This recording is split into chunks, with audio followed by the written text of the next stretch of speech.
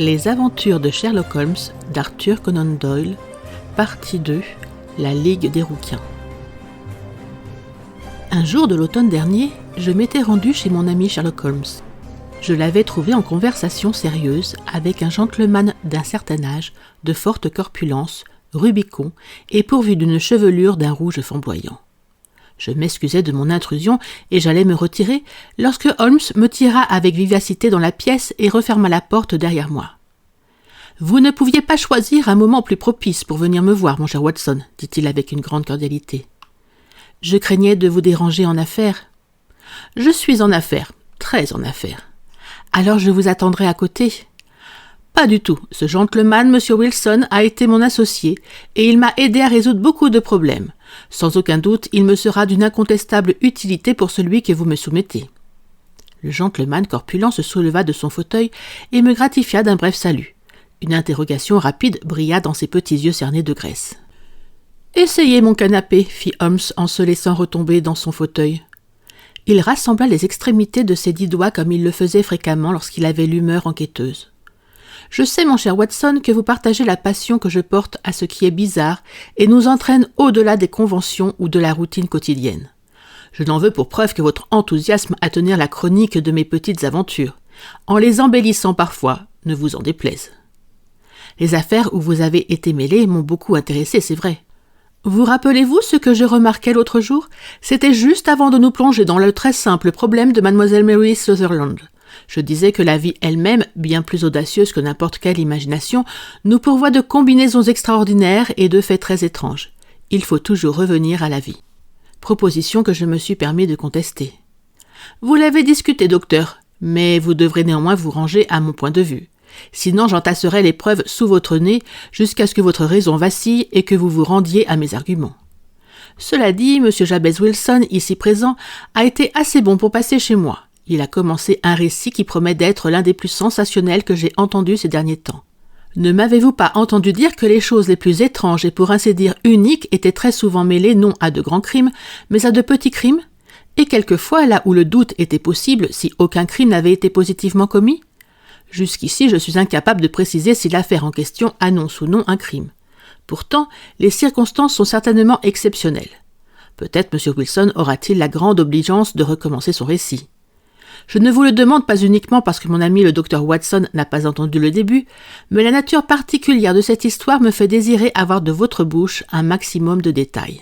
En règle générale, lorsque m'est donnée une légère indication sur le cours des événements, je puis me guider ensuite par moi-même. Des milliers de cas semblables me reviennent en mémoire. Mais je suis forcé de convenir en toute franchise qu'aujourd'hui je me trouve devant un cas très à part. Le client corpulent bomba le torse avec une fierté visible, avant de tirer de la poche intérieure de son pardessus un journal sale et chiffonné. Tandis qu'il cherchait au bas de la colonne des petites annonces, sa tête s'était inclinée en avant et je pus le regarder attentivement. Tentant d'opérer selon la manière de mon compagnon, je m'efforçais de réunir quelques remarques sur le personnage d'après sa mise et son allure. Mon inspection ne me procura pas beaucoup de renseignements. Notre visiteur présentait tous les signes extérieurs d'un commerçant britannique moyen. Il était obèse, il pontifiait, il avait l'esprit lent. Il portait un pantalon à carreaux qui aurait fait les délices d'un berger, gris et terriblement ample, une redingote noire, pas trop propre, et déboutonnée sur le devant, un gilet d'un brin douteux traversé d'une lourde chaîne cuivrée, et un carré de métal troué qui trimbalait comme un pendentif. De plus, un haut de forme effiloché et un manteau jadis marron, présentement pourvu d'un col de velours, gisaient sur une chaise. En résumé, à le regarder comme je le fis, cet homme n'avait rien de remarquable, si ce n'était sa chevelure extra-rouge et l'expression de chagrin et de mécontentement qui se lisait sur ses traits. L'œil vif de Sherlock Holmes me surprit dans mon inspection et il secoua la tête en souriant lorsqu'il remarqua mon regard chargé de questions. En dehors des faits évidents que M. Wilson a quelque temps pratiqué le travail manuel, qu'il prise, qu'il est franc-maçon, qu'il est allé en Chine et qu'il a beaucoup écrit ces derniers temps, je ne puis déduire rien d'autre, dit Holmes. M. Jabez Wilson sursauta dans son fauteuil. Il garda le doigt sur son journal, mais il dévisagea mon camarade avec ahurissement. « Comment diable savez-vous tout cela, M. Holmes? Comment savez-vous, par exemple, que j'ai pratiqué le travail manuel? C'est vrai comme l'Évangile. J'ai débuté dans la vie comme charpentier à bord d'un bateau. » Vos mains me l'ont dit, cher monsieur. Votre main droite est presque 2 fois plus large que la gauche.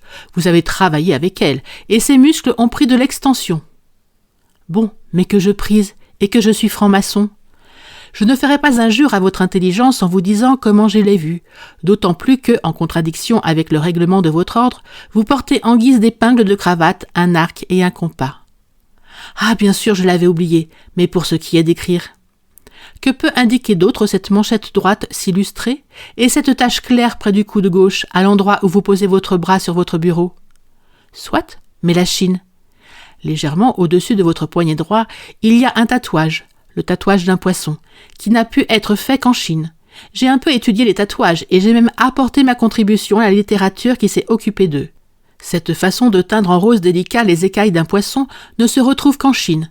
Quand de surcroît je remarque une pièce de monnaie chinoise pendue à votre chaîne de montre, le doute ne m'est plus permis. Monsieur Jabez Wilson eut un rire gras. « Eh bien, c'est formidable. Au début, j'ai cru que vous étiez un as, mais je m'aperçois que ce n'était pas si malin, au fond. » Je commence à me demander, Watson, dit Holmes, si je n'ai pas commis une grave erreur en m'expliquant. Omne ignotum pro magnifico, vous savez, et ma petite réputation sombrera si je me laisse aller à ma candeur naturelle. Vous ne pouvez pas trouver l'annonce, monsieur Wilson? Si, je l'ai à présent, répondit-il avec son gros doigt rougeau posé au milieu de la colonne. La voici, c'est l'origine de tout. Lisez-la vous-même, monsieur. Je pris le journal et je lus. À la Ligue des rouquins. En considération du legs de feu Ezekiah Hopkins de Lebanon, Pennsylvanie, USA, une nouvelle vacance est ouverte qui permettrait à un membre de la Ligue de gagner un salaire de 4 livres par semaine pour un emploi purement nominal. Tous les rouquins, sains de corps et d'esprit, âgés de plus de 21 ans, peuvent faire acte de candidature. Se présenter personnellement lundi, à 11h, à M. Duncan Ross, au bureau de la Ligue, 7 Pops Court, Fleet Street.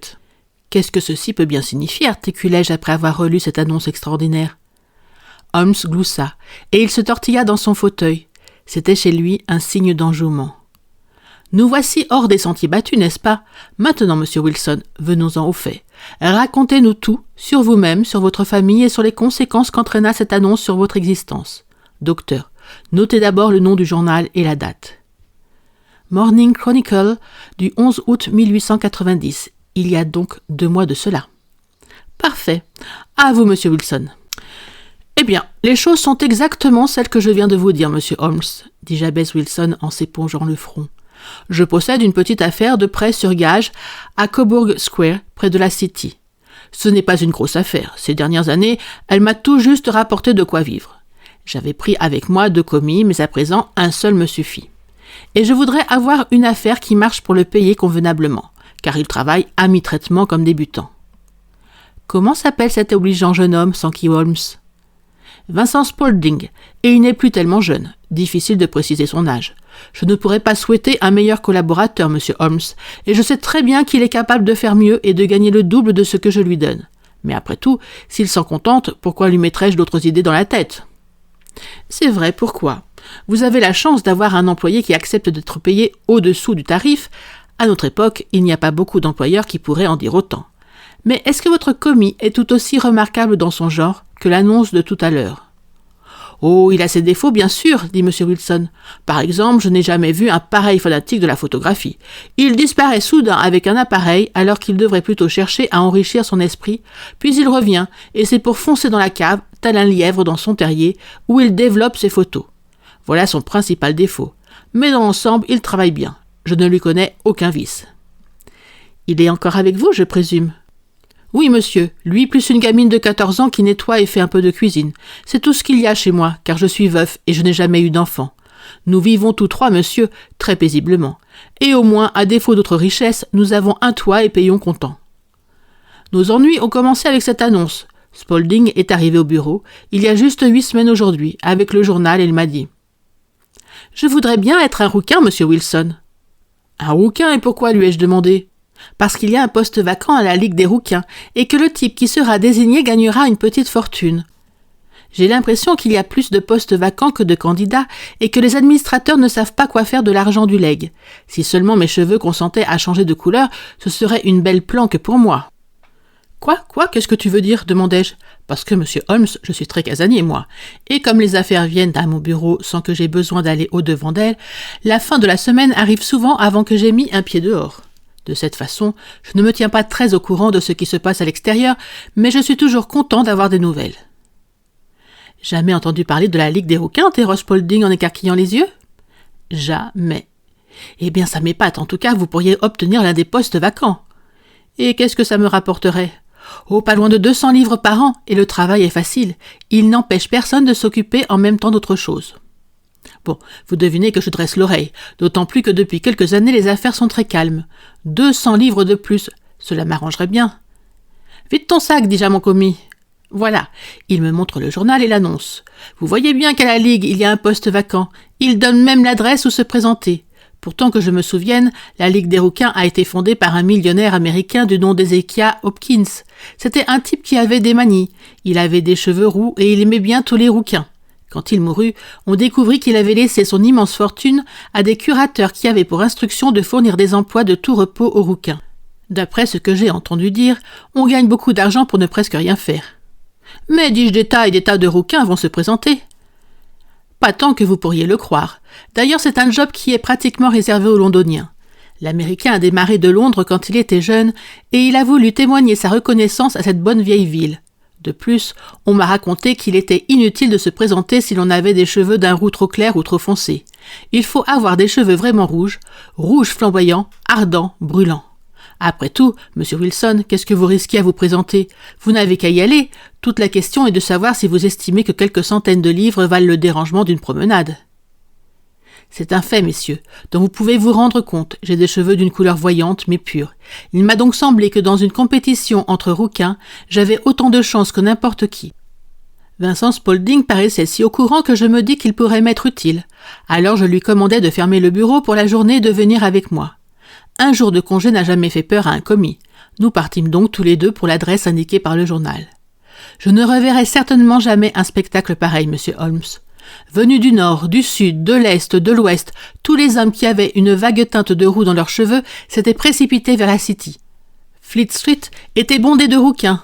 Bob's Court ressemblait à un chargement d'oranges. Je n'aurais pas cru qu'une simple petite annonce déplacerait tant de gens. Toutes les nuances étaient représentées. Jaune paille, citron, orange, brique, setter irlandais, argile, foie malade. Mais Spaulding avait raison. Il n'y en avait pas beaucoup à posséder une chevelure réellement rouge et flamboyante. Lorsque je vis toute cette cohue, j'aurais volontiers renoncé. Mais Spaulding ne voulut rien entendre. Comment se débrouilla-t-il pour me pousser, me tirer, me faire fendre la foule et m'amener jusqu'aux marches qui conduisaient au bureau ? Je ne saurais le dire. Dans l'escalier, le flot des gens qui montaient plein d'espérance côtoyait le flot de ceux qui redescendaient blackboulés. Bientôt, nous pénétrâmes dans le bureau. « C'est une aventure passionnante », déclara Holmes tandis que son client s'interrompait pour rafraîchir sa mémoire à l'aide d'une bonne prise de tabac. « Je vous en prie, continuez votre récit. Vous ne pouvez pas savoir à quel point vous m'intéressez. » Dans le bureau, reprit Jabez Wilson, le mobilier se composait de 2 chaises de bois et d'une table en sapin. Derrière cette table était assis un petit homme. Il était encore plus rouquin que moi.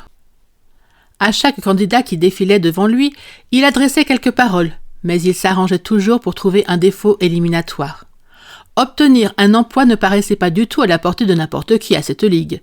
Pourtant, quand vint notre tour, le petit homme me fit un accueil plus chaleureux qu'aux autres.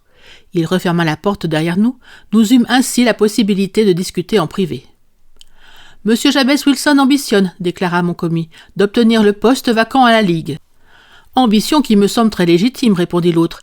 Il possède à première vue les qualités requises, et même je ne me rappelle pas avoir vu quelque chose d'aussi beau. » Il recula d'un pas, pencha la tête de côté, et contempla mes cheveux avec une sorte de tendresse. Je commençais à ne plus savoir où me mettre. Tout à coup, il plongea littéralement en avant, me secoua la main et avec une chaleur extraordinaire, me félicita de mon succès. « La moindre hésitation serait une injustice, dit-il. Vous voudrez bien m'excuser cependant si je prends cette précaution. » Il s'était emparé de ma tignasse et il la tirait si vigoureusement à 2 mains que je ne pus réprimer un hurlement de douleur. « Il y a de l'eau dans vos yeux, dit-il en me relâchant. Tout est donc comme il faut que cela soit. Que voulez-vous ? La prudence est nécessaire. 2 fois nous avons été abusés par des perruques et 1 fois par une teinture.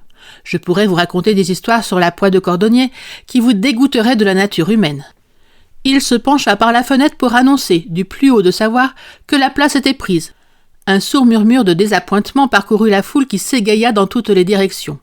Quelques secondes plus tard, il ne restait plus dans Pop's Court, en fait de rouquin, que moi-même et mon directeur. Je m'appelle Duncan Ross, je suis moi-même l'un des bénéficiaires du fonds qu'a laissé notre noble bienfaiteur. Êtes-vous marié, monsieur Wilson? Avez-vous des enfants? Je répondis que je n'avais ni femme ni enfant. La satisfaction disparut de son visage. Mon Dieu, soupira-t-il, voilà qui est très grave. Je suis désolé d'apprendre que vous n'avez ni femme ni enfant. Le fonds est destiné, bien entendu, non seulement à maintenir la race des rouquins, mais aussi à aider à sa propagation et à son extension. C'est un grand malheur que vous soyez célibataire. Ma figure s'allongea, monsieur Holmes.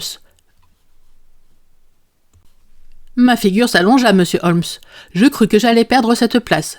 Après avoir médité quelques instants, il me dit que néanmoins je demeurais agréé. S'il s'agissait d'un autre, déclara-t-il, je serais inflexible. Mais nous devons nous montrer indulgents à l'égard d'un homme qui a de tels cheveux. Quand serez-vous à même de prendre votre poste? Eh bien, c'est un petit peu délicat, car j'ai déjà une occupation.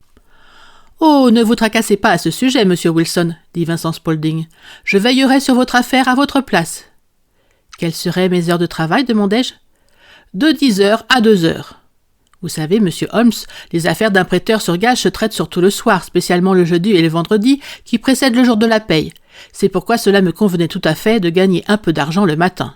De plus, mon commis était un brave garçon sur qui je pouvais compter. D'accord pour les heures, dis-je, et pour l'argent? Vous toucherez 4 livres par semaine. Pour quel travail? Le travail est purement nominal. Qu'est-ce que vous entendez par purement nominal? Eh bien, vous devrez être présent au bureau pendant vos heures. Si vous sortez, le contrat sera automatiquement rompu sans recours. Le testament est formel là-dessus. Pour peu que vous bougiez du bureau entre 10 heures et 2 heures, vous ne vous conformeriez pas à cette condition. Il ne s'agit que de 4 heures par jour, je ne devrais donc même pas songer à sortir. Aucune excuse ne sera acceptée, précisa M. Duncan Ross. Ni une maladie, ni votre affaire personnelle, ni rien. Vous devrez rester ici, faute de quoi vous perdrez votre emploi. Et le travail? Il consiste à recopier l'encyclopédie britannique. Le premier volume est là. À vous de vous procurer votre encre, votre plume et votre papier. Nous vous fournissons cette table et une chaise. Serez-vous prêt demain? Certainement. Alors au revoir, monsieur Jabez Wilson, et encore une fois, acceptez tous mes compliments pour la situation importante que vous avez conquise. Il s'inclina en me congédiant. Me voilà rentrant chez moi, accompagné de mon commis. Je ne savais plus très bien ce que je faisais ou disais tant j'étais heureux. Toute la journée, j'ai tourné et retourné l'affaire dans ma tête. Le soir, le cafard m'a pris.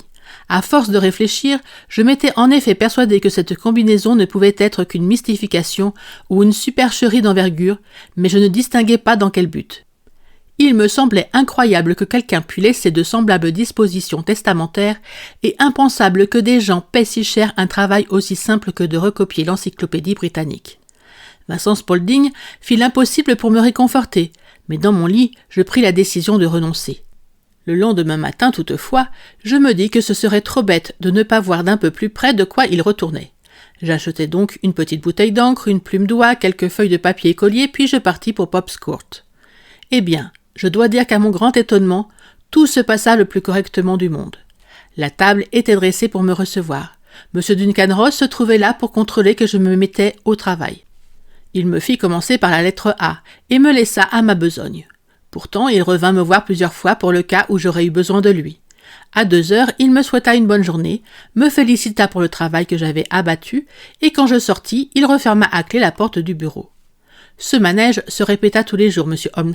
Chaque samedi, mon directeur m'apportait 4 souverains d'or pour mon travail de la semaine. Le matin, j'étais là à 10 heures et je partais l'après-midi à 2 heures. Monsieur Duncan Ross espaça peu à peu ses visites. D'abord, il ne vint plus qu'une fois le matin. Au bout d'un certain temps, il n'apparut plus du tout. Naturellement, je n'osais pas quitter la pièce un seul instant. Je ne savais jamais à quel moment il arriverait. L'emploi n'était pas compliqué. Il me convenait à merveille, je ne voulais pas risquer de le perdre. 8 semaines s'écoulèrent ainsi. J'avais écrit des tas de choses sur abbé, archer, armure, architecture, attique, et je comptais être mis bientôt sur la lettre B. Je dépensais pas mal d'argent pour mon papier écolier, et j'avais presque bourré une étagère de mes grimoires, lorsque soudain tout cassa. Cassa? Oui, monsieur. Et pas plus tard que ce matin.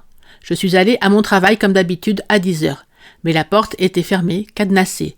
Sur le panneau était fiché un petit carré de carton. Le voici, lisez vous-même. » Il nous tendit un morceau de carton blanc de la taille d'une feuille de bloc-notes. Je lus. « La Ligue des rouquins est dissoute, 9 octobre 1890. » Sherlock Holmes et moi considérâmes successivement ce bref faire-part et le visage lugubre de Jabez Wilson, jusqu'à ce que l'aspect comique de l'affaire vînt supplanter tous les autres. Alors nous éclatâmes d'un rire qui n'en finissait plus. « Je regrette, je ne vois pas ce qu'il y a de si drôle, » s'écria notre client, que notre hilarité fit rougir jusqu'à la racine de ses cheveux flamboyants. « Si vous ne pouvez rien d'autre pour moi que rire, j'irai m'adresser ailleurs. »« Non, non » cria Holmes en le repoussant dans le fauteuil d'où il avait commencé à s'extraire. Pour rien au monde je ne voudrais manquer cette affaire. Elle est rafraîchissante. Mais elle comporte, pardonnez-moi de m'exprimer ainsi, des éléments plutôt amusants.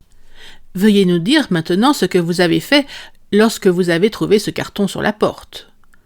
J'avais reçu un coup de massue, monsieur. Je ne savais pas à quel saint me vouer. Je fis le tour des bureaux voisins, mais tout le monde ignorait la nouvelle. En fin de compte, je me rendis chez le propriétaire. C'est un comptable qui habite au rez-de-chaussée. Je lui ai demandé s'il pouvait me dire ce qui était arrivé à la Ligue des rouquins. Il me répondit qu'il n'avait jamais entendu parler d'une semblable association. Alors je lui demandai qui était M. Duncan Ross. Il m'affirma que c'était la première fois que ce nom était prononcé devant lui. « Voyons, lui dis-je, le gentleman du numéro 14. »« Ah, le rouquin ?»« Oui. »« Oh, fit-il, il s'appelle William Morris. C'est un conseiller juridique.